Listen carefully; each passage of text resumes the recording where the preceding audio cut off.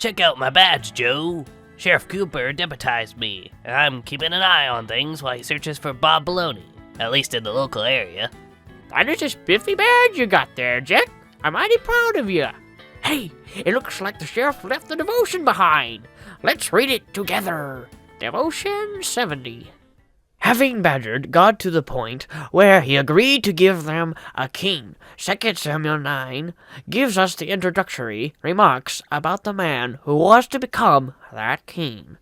1 Samuel 9 verse 1.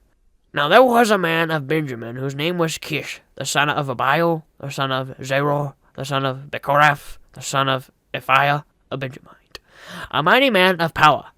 And he had a son whose name was Saul, a choice young man, a goodly, and there was not among the children of Israel a goodlier person than he. From his shoulders and upward, he was higher than any of the people.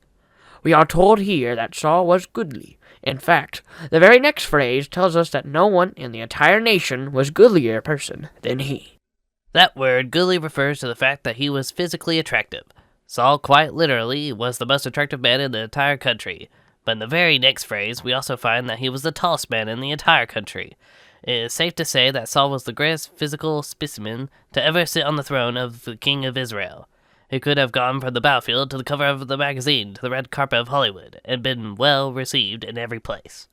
But do you notice the glaring omission in the description of him?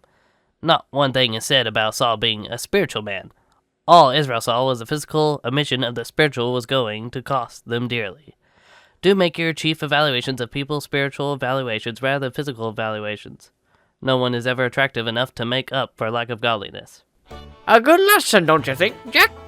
Yes, sir, Joe. I have a lot of things to learn now that I am saved, and these devotions are a good place to start.